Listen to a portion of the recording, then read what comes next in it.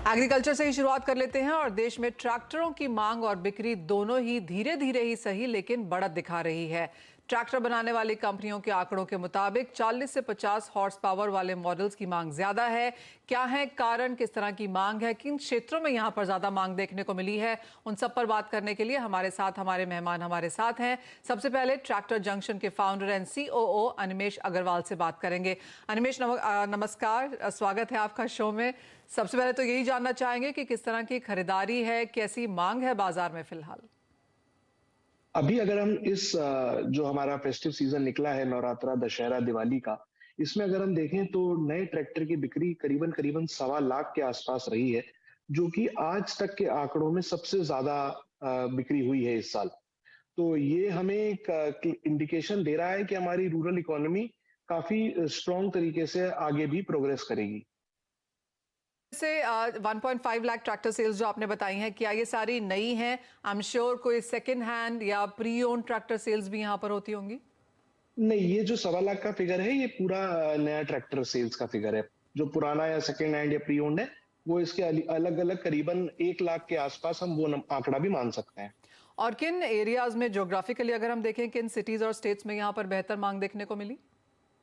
अगर आप tractor industry देखें इंडिया की, तो हम्म। उत्तर प्रदेश, राजस्थान, मध्य प्रदेश, महाराष्ट्र, हम्म। ये जो 4 राज्य हैं, यहाँ करीबन करीबन 50% जो हिंदुस्तान में ट्रैक्टर बिकते हैं, वो इन्हीं 4 राज्यों में बिकते हैं। तो ओके। इस बार की जो डिमांड आई है, वो इन्हीं 4 स्टेट से ज्यादा आई है। हम्म।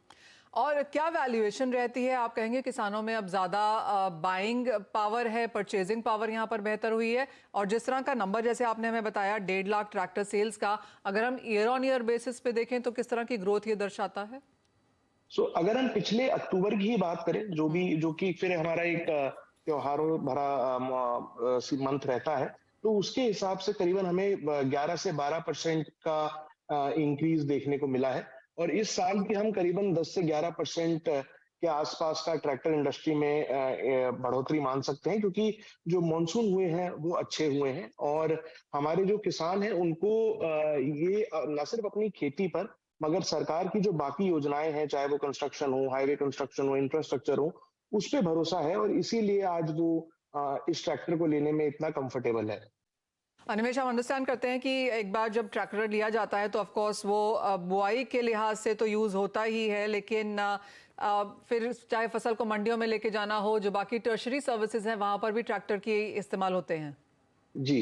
खेती के लिए हिंदुस्तान में जो ट्रैक्टर है, वो बुआई और जुताई तक ज्यादा इस्तेमाल होता है, हम्म। खासकर जो हमारे ज्यादातर बड़े जो क्रॉप्स हैं। हम्म। और उसके बाद फिर वो कटाई के बाद उसे मंडी तक ले जाने के लिए। तो इसीलिए जब हम ट्रैक्टर सेल्स की बात करते हैं, तो खाली एग्रीकल्चर या खाली खेती से किसान को उस ट्रैक्टर का रिटर्न मिले या उसकी इन्वेस्टमेंट पूरी हो जाए, ऐसा जरूरी नहीं होता। इसलिए जब वो ट्रैक्टर लेता है, तो वो ये देखता है कि मैं उसको और किन कामों में यूज कर सकता हूँ। क्या मैं हाईवे में कोई कॉन्ट्रैक्ट में यूज कर सकता हूँ, कंस्ट्रक्शन में यूज कर सकता हूँ, टैंकर ट्रॉली किसी तरीके से चला सकता हूँ। तो इन सारी चीजों को कंसिडर करते ही फिर किसान जो है नया ट्रैक्टर खासकर लेने का मन बनाता है।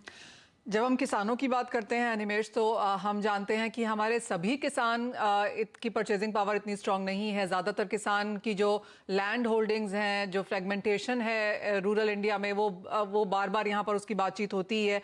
आपने ऑफ कोर्स जो 4 स्टेट्स बताई हैं वहाँ पर किसान शायद ज़्यादा मनीड हैं, लेकिन जो परसेंटेज है किसानों की इंडियन मार्केट्स में, उसके लिहाज से कितनी परसेंटेज किसानों के पास फिलहाल ट्रैक्टर्स हैं? देखिए, हिंदुस्तान में जो फार्मिंग हाउस होल्ड जिसे हम कहते हैं, वो हम्म। करीबन 13 करोड़ के आसपास है। और जो ओवरऑल ट्रैक्टर पॉपुलेशन है, उसका अनुमान लगाया जाता है करीबन 70 से 80 लाख के आसपास। ओके। तो जिसमें काफी लोग अधिक करीबन 60% 60% लोग ऐसे होते हैं जो रिपीट बायर हैं आज की डेट में मार्केट में। हम्म। तो 40% फर्स्ट टाइम बायर है। तो करीबन करीबन उस हिसाब से 3 से 4% के बीच में जो ट्रैक्टर का जो पेनिट्रेशन है, वो आज इंडियन एग्रीकल्चर में है। ऑलराइट, तो 3 से 4% तो कुछ बहुत ज़्यादा बड़ा फिगर नहीं है। लेकिन अनिमेश, जी। अगर अगले 5-7 साल की भी बात की जाए तो आप लोग ऑफ कोर्स यहाँ पर अनुमान लगाते होंगे, किस तरह की ग्रोथ की एक्सपेक्टेशन है, क्या पेनिट्रेशन लेवल आप यहाँ पर देख रहे हैं? एंड ऑफ कोर्स बहुत सारे ट्रैक्टर के मॉडल्स यहाँ पर बाजार में मौजूद होंगे, लेकिन अगर एक बाइंग कैपेसिटी के लिहाज से भी देखें तो कौन सा ट्रैक्टर बेहतर बिकता है, क्या उसकी कॉस्ट है? जो सबसे ज्यादा बिकने वाला ट्रैक्टर है जो हमारे आंकड़ों के हिसाब से निकल के आता है, वो है महिंद्रा 575, जो कि लगभग लगभग एक 45 हॉर्स पावर का ट्रैक्टर है, जिसकी कीमत हम, हालांकि ये स्टेट टू स्टेट थोड़ी बहुत वेरी करती है, बट करीबन करीबन ये 7.5 से 8 लाख रुपए तक का नया ट्रैक्टर आता है। ऑलराइट, और किस तरह की ग्रोथ आप एक्सपेक्ट कर रहे हैं अगले 5-7 सालों में? किस तरह का पेनिट्रेशन नंबर आप एक्सपेक्ट कर रहे हैं? 5-7 सालों में हम ये समझते हैं कि नए ट्रैक्टर का जो मार्केट है वो करीबन 10 से 12% से हर साल ग्रो करेगा। और जो ट्रैक्टर पेनिट्रेशन है वो नए ट्रैक्टर के साथ जो पुराने ट्रैक्टर हैं उनके कारण भी पेनिट्रेशन बढ़ेगा, क्योंकि जैसे आपने सही कहा, कुछ किसान छोटे होते हैं, वो शायद 7.5-8 लाख का एक ट्रैक्टर ना ले पाए, या उनको शायद उसकी यूजेबिलिटी भी ना दिखे उतनी। तो इसीलिए हम ये देखते हैं कि अगर वही ट्रैक्टर 4 या 5 साल बाद किसान लेगा तो उसे शायद वो ट्रैक्टर 2 या 3 लाख में मिल जाएगा। तो उसके लिए फिर वो अफोर्डेबल हो जाता है, और उस लिहाज से हम जो ट्रैक्टर पेनिट्रेशन है करीबन 7 से 8% जाते हुए देखते हैं अगले 5 सालों में। ऑलराइट, तो ऑफ कोर्स वो काफ़ी सारे नंबर्स और एक नया एरिया हमारे दर्शकों के लिए भी। अनिमेश, बहुत शुक्रिया साथ जुड़ने के लिए और वो तमाम डिटेल्स पर हमें अवगत भी कराने के लिए बहुत शुक्रिया आपका। हमारे दूसरे एक्सपर्ट्स भी हमारे साथ जुड़ चुके हैं, एक्सिस सिक्योरिटीज के हेड ऑफ कमोडिटीज प्रीतम पटनायक और पैराडाइम कमोडिटी एडवाइजर्स के कंसल्टेंट बीरेन वकील। आप दोनों का कार्यक्रम में स्वागत है। बीरेन जी, पहले तो आपसे भी इसी पर बात करना चाहेंगे, जिस तरह की ट्रैक्टर सेल्स हमने आते हुए देखी हैं और वो पूरा कॉन्वर्सेशन आपने सुना, आपको क्या लगता है किस तरह की रूरल इनकम हम यहाँ पर बनता हुआ देख रहे हैं और क्या ये नंबर्स आगे जाते हुए बढ़ेंगे? और काफी बढ़ेंगे, क्योंकि मैं लगभग 10-12 साल से क्रॉप सर्वे करता हूँ अलग अलग। मैंने एक ये चीज नोटिस की है कि बहुत से गांवों में अब पक्के मकान दिखने लगे जो 4-5 साल पहले नहीं दिखते थे, और काफी जगह पे छोटी सी सिडान गाड़ियां 4 सीटर या ऐसी भी दिखने लगी है। तो मैं दोनों साइड अपना देख रहा हूँ कि लाइफ स्टाइल भी इम्प्रूव हो रही है, और जैसे जैसे लेबर शॉर्टेज बढ़ रही है ना, तो थोड़ा सा मैकेनाइजेशन एलिमेंट भी बढ़ रहा है। तो गोइंग फॉरवर्ड मैं तो ये जो साहब आए थे ट्रैक्टर वाले, मैं उनसे भी ज्यादा ऑप्टिमिस्ट हूँ इस मामले में। ऑलराइट, ठीक है। तो अनिमेश कह रहे हैं कि 10 से 12% का पेनिट्रेशन हो सकता है, लेकिन अच्छा खासा पेनिट्रेशन की उम्मीद बीरेन जी को भी यहाँ पर। और आपने सही कहा कि जिस तरह की टेक्नोलॉजी है, मैकेनाइजेशन है, और जैसे हम रूरल इंडिया की शक्ल बदलता हुआ देख रहे हैं, क्लियरली आगे के नंबर्स और भी यहाँ पर बेहतर रह सकते हैं। ऑफकोर्स ये तो बात हुई यहाँ पर ग्रोथ की, लेकिन बीरेन जी, अगर एग्री स्पेस की ही बात की जाए तो आपकी टॉप ट्रेडिंग स्ट्रैटेजीज यहाँ पर कहाँ होंगी, क्योंकि अच्छी खासी उठापटक यहाँ पर जारी है? यहाँ कॉटन की जो अराइवल है वो काफी उम्मीद से कम है, तो शायद मैं बेरिश था, वो चेंज करके मैं थोड़ा बुलिश रहूंगा।